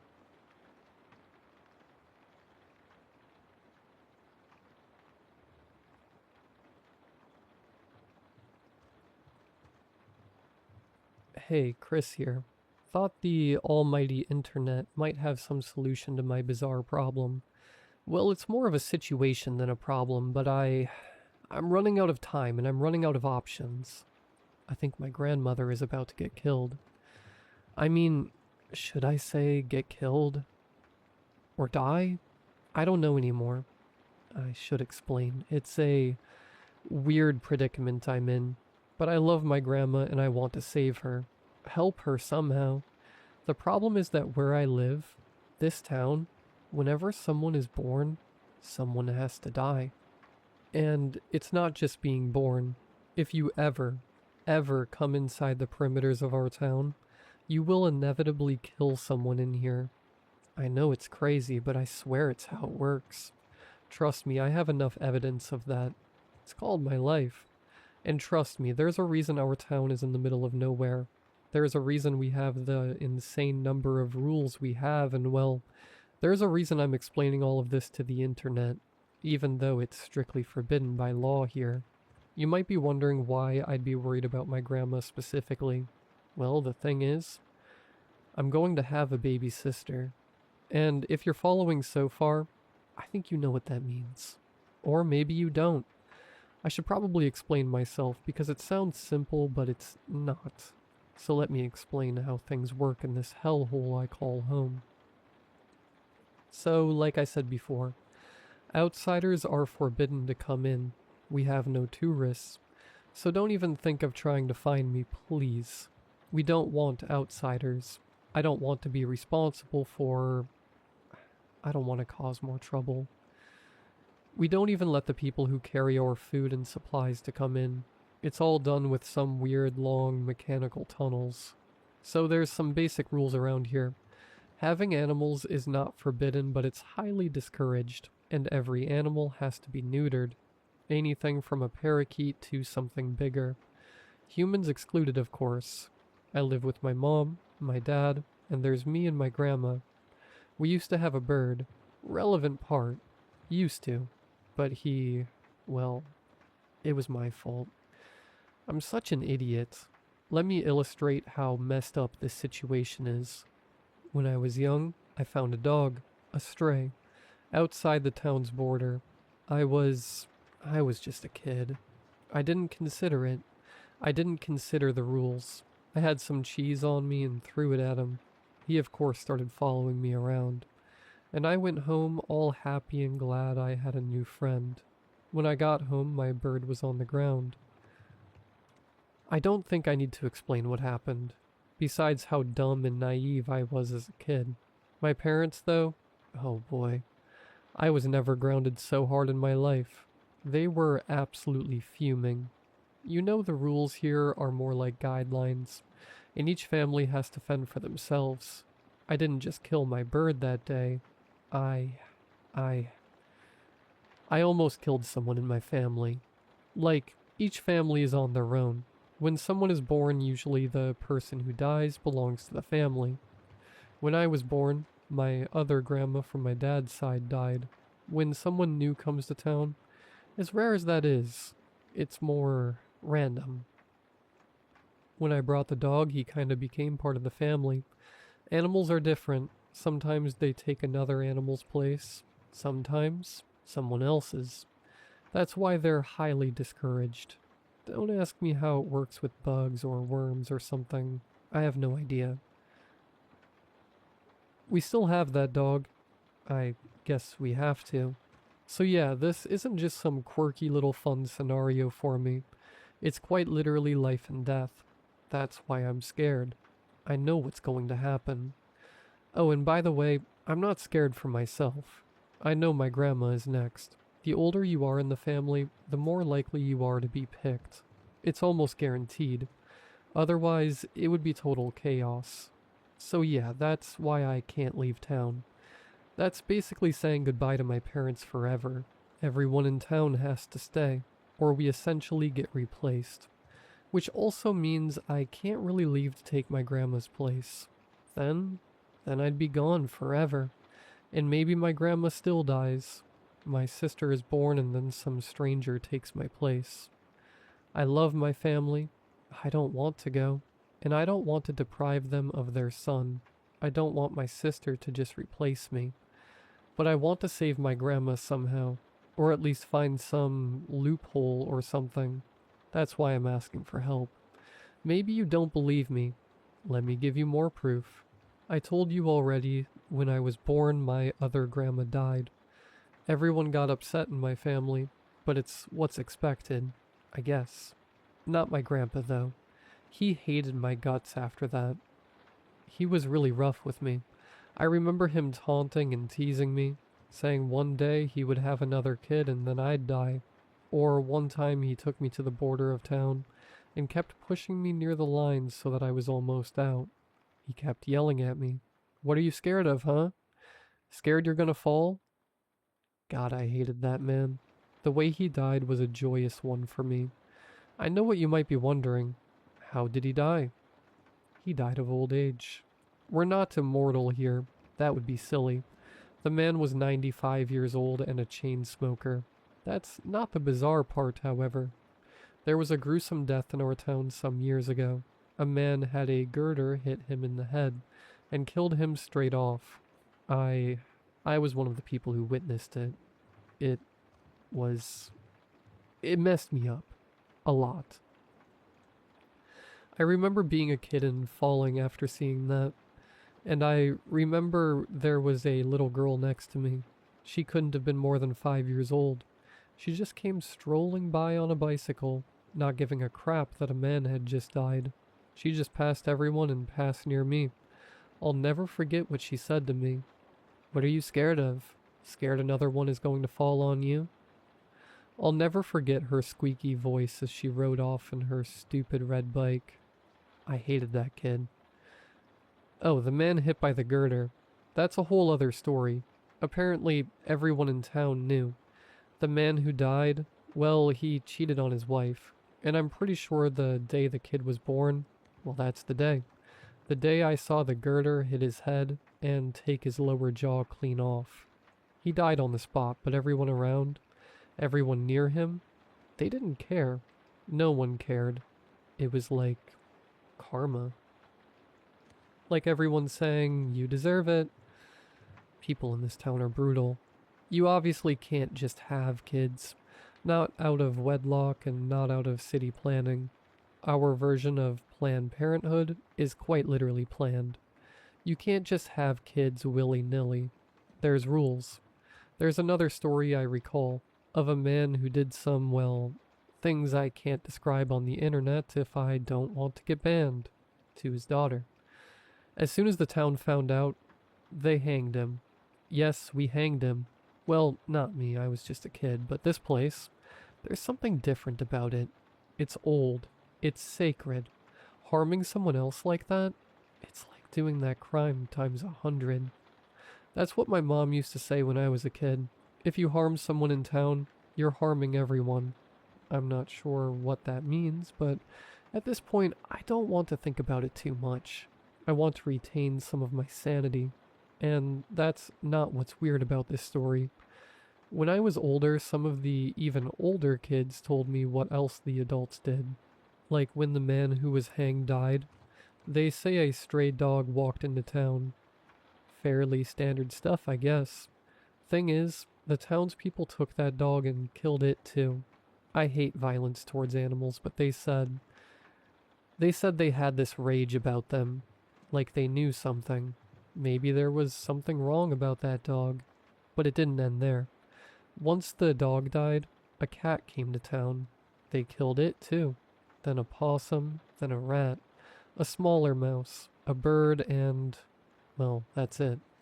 That's as much as the older kids told me. They said one other thing that disturbed me a bit. They said afterwards they gathered together and ate every single animal they killed. Cooked, of course. Not that I'd have much interest in eating a cooked rat, I guess. I'm not really sure what happened after that day.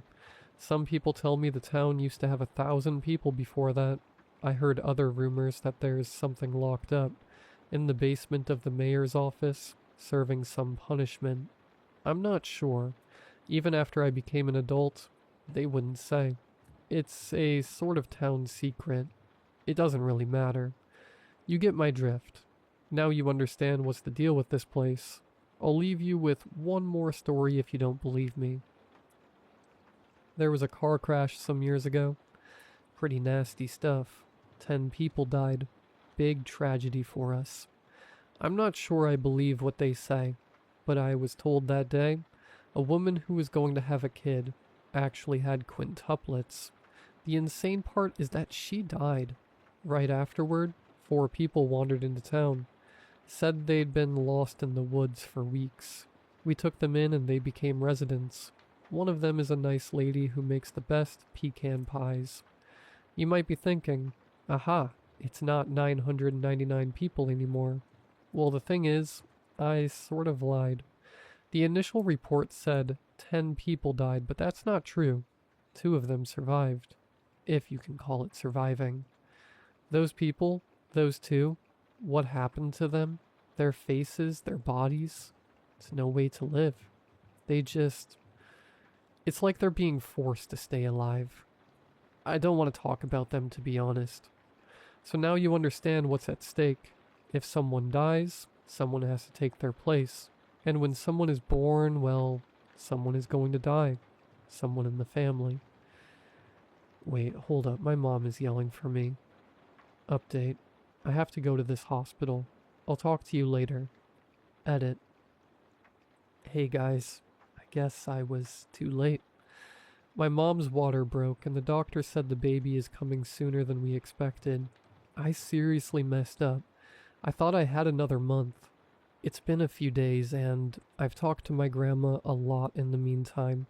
I'm at the hospital writing this, waiting for my baby sister. At least my mom thinks it's a girl. I didn't mention this, but my mom is more traditional. She didn't get a lot of ultrasounds. She just let the baby develop naturally. I guess she's confident the baby is fine. Makes sense in this town. I exhausted all other options. I'm scared about what's going to happen. My grandmother is at peace with what's to come, but it's just So unfair. I really wish I could help her. Thanks for trying, guys, even though there was no time for suggestions. Wait, here comes the doctor now. He looks somewhat shocked. Why was he looking at me like that? I went to talk to the doctor. I can't believe this. I don't understand what's going on. My mom just had triplets.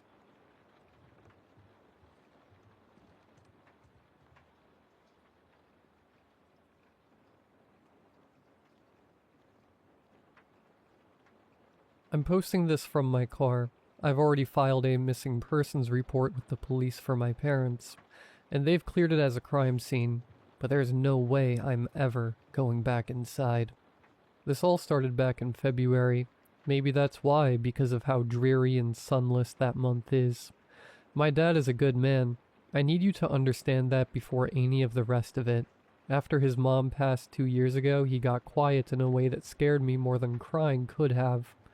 And when he found these forums last winter, these wellness communities, I was relieved. He was back to exercising, dieting, sleeping better. He was excited about something again.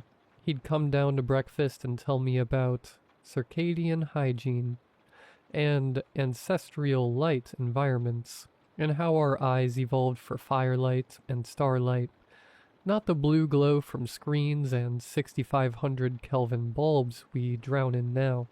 Honestly, some of it made sense. That's the part nobody warns you about, that it starts off less than harmless. The first simple healthy habit was showering in the dark.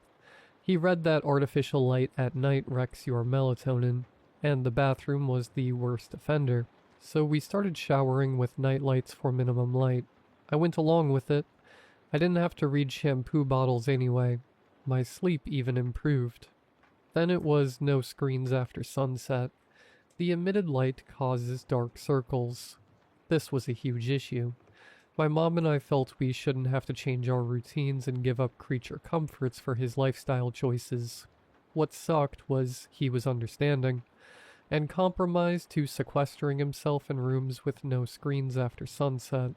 It upset us, and eventually we cut back on our screen time just so he could spend more time with us. We ended up bonding more. Who could have guessed phones and streaming services separated families? Even after he changed all the bulbs in the house to the lowest Kelvin, he still refused to turn on a light unless it was absolutely necessary.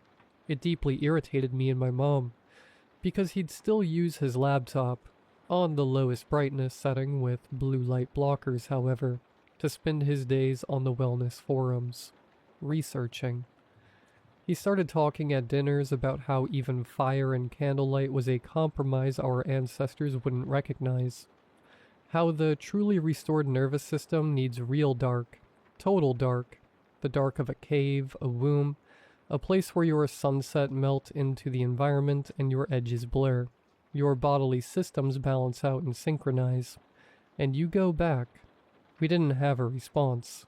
That's where I should have said something though. Anything. 2 weeks ago, he taped contractor bags over my bedroom window while I was at school. When I got home, he was proud. He showed me the seams, how he'd gotten it so that there wasn't a single pinhole. Cassie, I'm getting a 2 on the Lux meter. 2? The guys on the forums are gonna love this. Staring at his phone, posting it. 3 days ago, I came downstairs and tried to flip the kitchen switch. No 2000K melatonin improving infrared bulb. Gone. Every light bulb in the house was gone. He'd gone around with a stepladder and a trash bag and collected all of them. Even the one in the oven. Even the little one in the fridge that you'd have to break the door mechanism to reach. The bag was filled with shattered bulbs in the bin outside. I came back inside and found him reading the forums. Before he could open his mouth, I screamed at him. Thank God Mom had already gone to work. I screamed and cried and begged him to just please be normal. Please stop looking at his laptop while I talk to him. He just looked sad, like I had hurt his feelings over something he was proud of. He looked normal. He said he would fix things. and put everything back to how it was originally. He promised and hugged me. I went to school worried for him and Mom all day. A part of me truly believed I'd come home and the house would be bright, with clear windows and televisions blaring. During the day I tried to call my mom, hoping to prep her on the latest piece of insanity, but kept getting sent to voicemail. My vision stung driving into the sun on the way home, my eyes all too well chronically adjusted to the dark. I kept thinking about being so exposed in the light, and how my dad was right, that being in the dark made you lose your sense of bodily self. I wish I could have crawled under my blankets in bed, and let the feeling of sensory deprivation dissolve the knot in my stomach. When I got home, Mom's car was already in the driveway. The house looked like a bad dream, a perfectly normal exterior with flat black windows. I went inside, and even leaving the front door open did nothing to pierce the all-encompassing darkness. I went to the front window to tear the contractor bags with my nails, and winced as I scraped something hard and gritty. I shined my phone light and saw he had painted some kind of truck bed liner over the windows in thick layers. I turned to the interior. Dad? Mom? The phone flashlight was all I had. Living in darkness made it feel less like a beacon, and more like a trespasser. I checked all upstairs, calling for them. As I made my way back down near the kitchen, I froze. The basement door was open. I hadn't checked the basement yet. Dad? Mom? Please. Please say something. Nothing. The stairs go down into the unfinished part.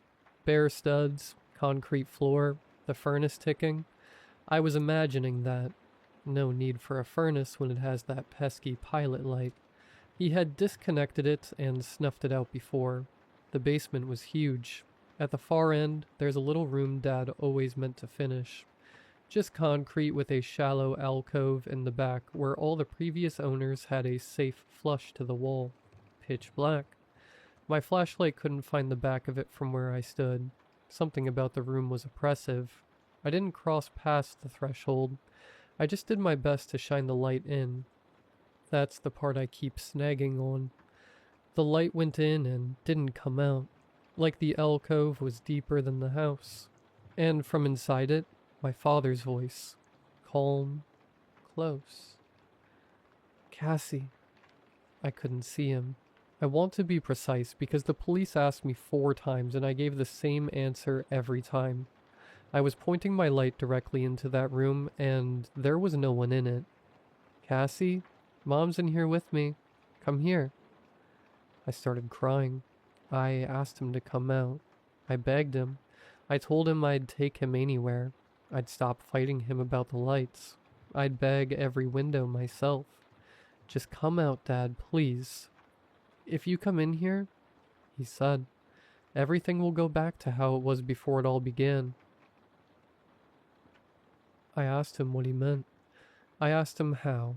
I stood there in the dark, asking the alcove how, and there was no answer.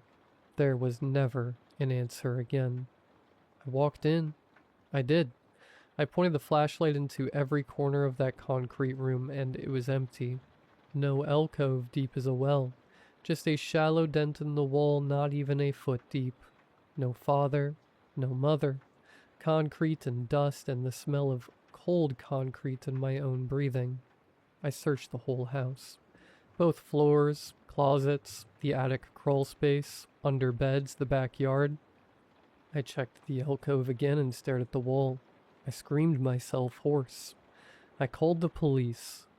They were kind. They were thorough. 6 officers swept that house with real flashlights, not a phone, and a canine. And they found nothing. No sign of forced entry, no sign of him or Mom. They asked about the windows and I watched them decide quietly. What kind of man spray paints truck bed liner on his windows? And what kind of daughter waits this long to call? The part I can't explain, why it's being posted here and not a news source, is the center of this. I explained why I took so long to call, that my dad started off getting better rather than worse. I went to show them the forums on his laptop, his reasoning for altering the house, and they were gone. I checked his search history, even searching the forum names and keywords. You couldn't burn those images of deep wine red text on black boxes out of my brain. I know what I saw. They shrugged and said they would look into it, and took his laptop. I finished filing the report this evening. 2 missing persons, house clear and safe to enter again. No signs of intruders. So that's everything. That's the whole thing, start to finish in order, the way I needed it down before the doubt finishes settling in. If you are just finishing this, scroll up to where it all began, where my dad was still just a grieving family man getting too into a wellness trend, where the worst thing in the house was no Netflix after sunset. I want you to read it knowing how it ends. I've started sleeping with the dome light of my car on, never any dark.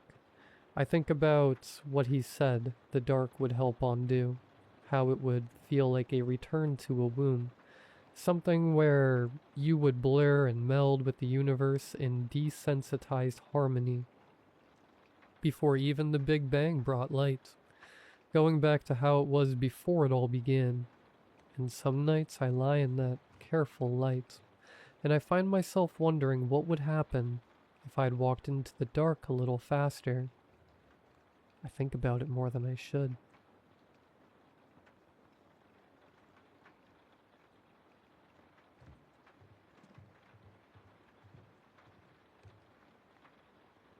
I got the security cameras for my 40th birthday. My wife said it was a stupid gift. She said we lived in a safe neighborhood. She said I was being paranoid. She was right, but I installed them anyway. The cameras cover the front door, the driveway, and the backyard. I check the footage every morning while I drink my coffee.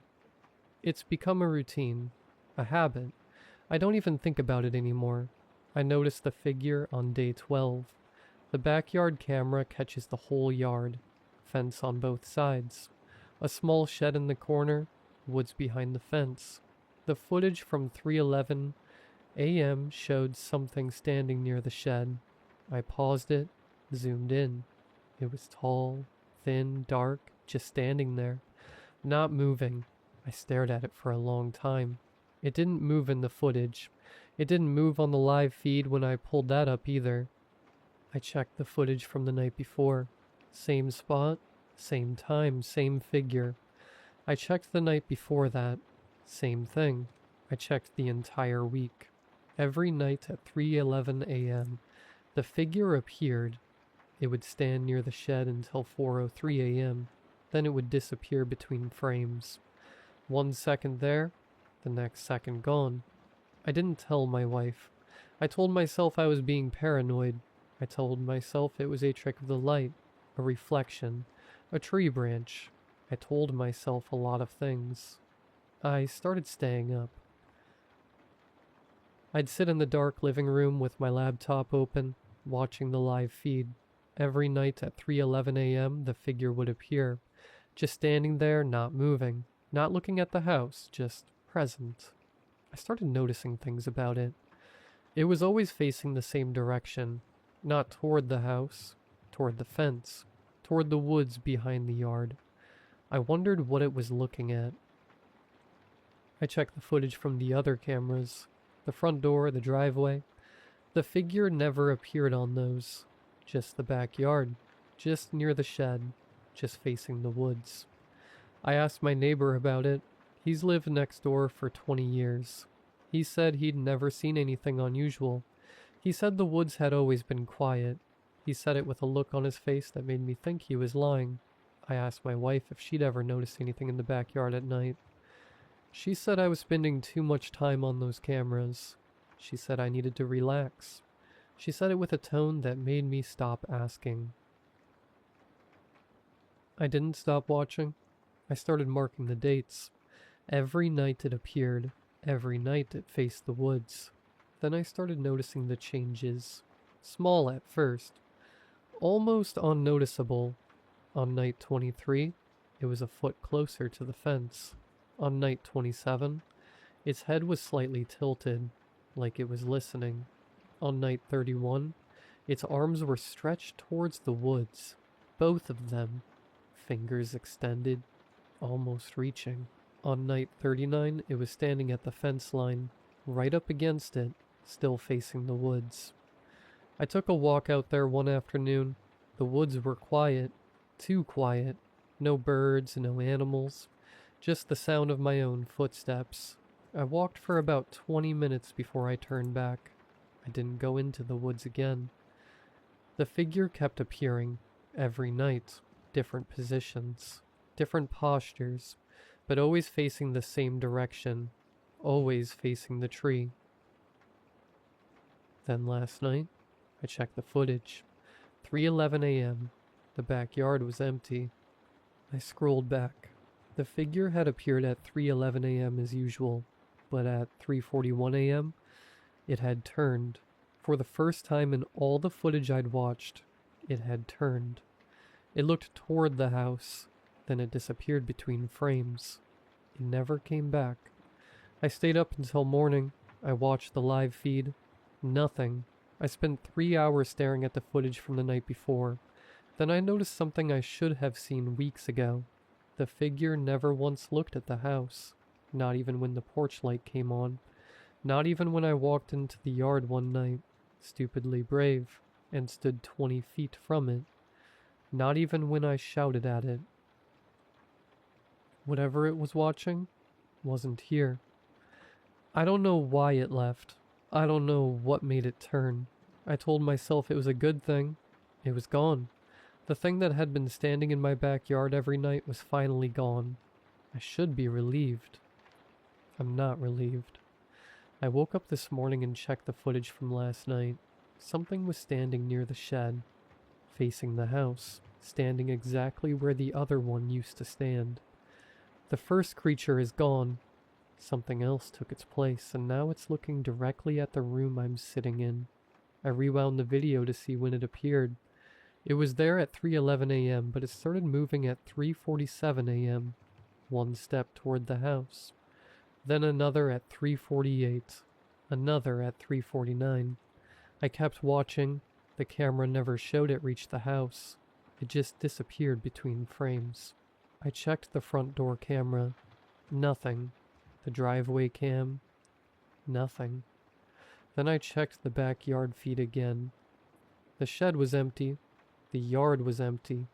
But something was standing directly in front of the camera, close enough that all I could see was a dark shape, looking into the lens, looking past it, looking at me. And for the first time since I bought these cameras, the image wasn't recorded footage. It was live.